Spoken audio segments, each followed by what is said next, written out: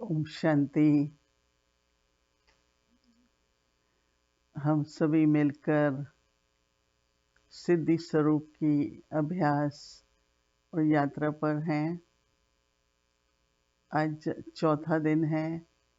आप में से कई हमारे साथ पहले दिन से हैं, कुछ दूसरे दिन से हैं और कुछ को अब पता लग रहा है।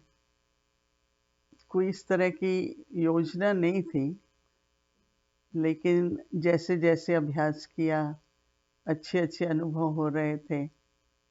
कई अच्छी बहनों ने भी अनुभव सुनाए, तो मुझे ऐसा लगा कि हो सकता है कि सभी कोई इस अभ्यास से लाभ हो। तो हो सकता है कि आप में से कुछ लोग आज ही सुन रहे हों, आज ही पता लगे। तो कोई बात नहीं है, YouTube में है, आप उसको देख सकते हैं। हमने पहले दिन मैं शांति स्वरूप हूँ और दूसरे दिन प्रेम स्वरूप, आज का दिन। तो लक्ष्य ये है कि स्मृति स्वरूप स्मृति से हम स्वरूप बने। कैसे मुझे ये स्मृति रहे कि मेरा ये गुण है और बाबा इसी गुण के सागर हैं और मुझे बाप समान बनना है। तो जैसे बाबा ने मुरली में भी कहा कि कैसे संकल्प, फिर उसके बाद स्मृति से वृत्ति, और वृत्ति में अगर वो गुण आ जाए तो उसकी वाइब्रेशंस बहुत पावरफुल होती है।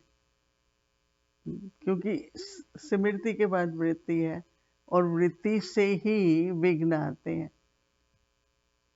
किसी के बारे में कोई इम्प्रेशन है, कोई बात सुनी है, वो हमने वृत्ति में रख ली है। तो जब उस व्यक्ति को हम उसके बारे में सोचते हैं तो मन में थोड़ी हलचल होती है, शांति नहीं रहेगी, उसके प्रति प्रेम की शुभ भावना नहीं रहती है। तो फिर क्या होता है, वाणी में ऐसे आते हैं, कर्म होता है। जो बाबा ने मुरली में कहा कि जो सेविंग होनी चाहिए मनसा की, वाणी की, कर्मणा की, वो इतनी सेविंग नहीं है। अर्थात हम स्वरूप नहीं है प्रैक्टिकल में। तो इसलिए ये है कि अगर हमें संपूर्ण बनना है, बाबा कहता है दिल का प्यार है तो बाप समान बनना है, बाबा की आशाएं पूर्ण करनी है, तो मुझे स्मृति से स्वरूप में आना होगा। और जितना स्वरूप बनते हैं उतना ही स्वयं में सिद्धि आ जाती है। और हमारा लक्ष्य सिर्फ यही है कि मैं खुद संपूर्ण संपन्न बनूं। हर सिद्धि को मैं पहले स्वयं में खुद को संपन्न बनाऊं। कोई इसमें ये नहीं कि मुझे उस सिद्धि का दूसरों को क्या लाभ होता है, उनको क्या प्राप्ति होती है, नहीं। पहले तो मैं प्राप्ति स्वरूप बनूं, समर्थी स्वरूप बनूं। मेरी दृष्टि में जो वो गुण है उससे बहुत आत्माओं को स्वाभाविक तौर से अच्छा अनुभव होगा।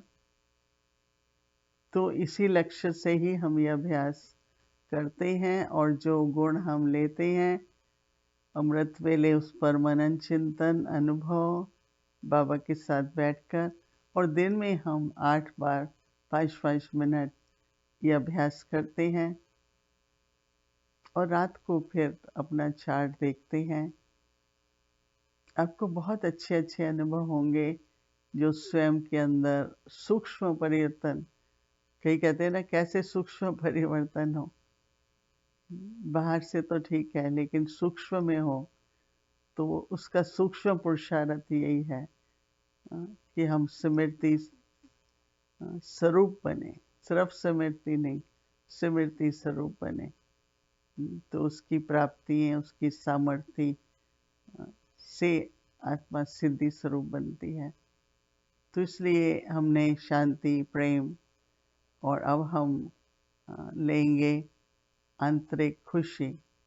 बाबा हमेशा कहता है बच्चे, खुशी और नशा, खुशी और शक्ति।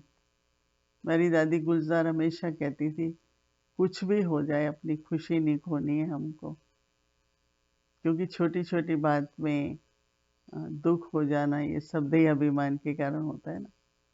तो एक आत्मिक स्थिति के आधार से मेरे में खुशी रहे, और क्योंकि हमारा प्रेम भी तो आत्मिक है ना। आज बाबा ने कहा जिनका दिल से प्यार होता है वो मेरी आशाएं पूरी करते हैं। बाबा मुरलियों में यही कहते रहे, बच्चे अभी सिद्धि स्वरूप बनो।